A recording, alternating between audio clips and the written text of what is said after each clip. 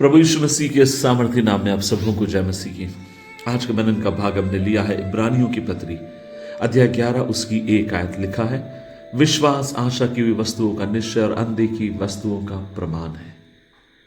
एक बात मैं आपसे कहना चाहता हूं, विश्वास केवल यह नहीं है कि हम मान लेते हैं कि परमेश्वर है, बल्कि विश्वास यह है कि उस पर भरोसा रखना जब हमारे जीवन में कठिनाइयां आती हैं, रास्ते बंद दिखाई देते हैं और भविष्य अनिश्चितता सा लगता है, तब विश्वास हमें याद दिलाता है कि परमेश्वर अब भी हमारे साथ है।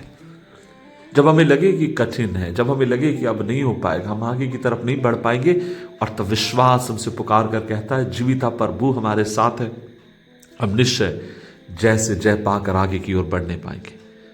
उदाहरण के लिए आप पतरस की देखिए, जैसे ही पतरस ने यीशु को देखा और वो यीशु की ओर देखता रहा, वो पानी पर चलता रहा, लेकिन क्या हुआ, जब उसने आंधी और लहरों को देखा वो डूबने लगा। और मैं आपसे कहता हूं कि हमारे जीवन में भी यही होते हैं। यदि हमारी दृष्टि समस्याओं पे लगी रहेगी तो डर बढ़ता रहेगा। यदि हमारी दृष्टि मसीह पर लगी रहेगी तो विश्वास मजबूत होता रहेगा।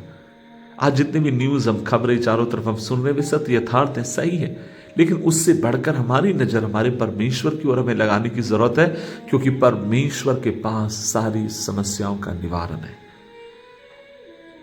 मैं आपसे कहता हूं, परमेश्वर अपने वचनों के प्रति विश्वास योग्य है। हो सकता उत्तर तुरंत ना मिले, लेकिन उसका समय और उसकी योजना हमारे लिए सर्वोत्तम होती है। और इन परिस्थितियों से भी अधिक परमेश्वर के वचन पर भरोसा रखें।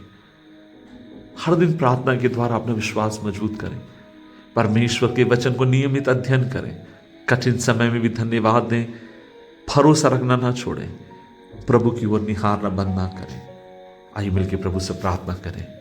स्वर्गीय पिता परमेश्वर, हम धन्यवाद देते हैं जब भय, चिंता, कठिनाइयां प्रभु हमारी जिंदगी में आती है और जब उनका हम सामना करते हैं, हम आपसे प्रार्थना करते हैं कि आप हमें अनुग्रह दें कि हम आपके ऊपर नजर लगा के रखें, आपके पुत्र प्रभु यीशु मसीह को ताकते रहे, आगे की तरफ बढ़ते रहे, ताकि हमारी जिंदगियों के द्वारा प्रभु सिर्फ और सिर्फ आप प्रसन्न हो, आप महिमा पाए, आपका राज आए, आपका नाम ऊंचा किया जाए।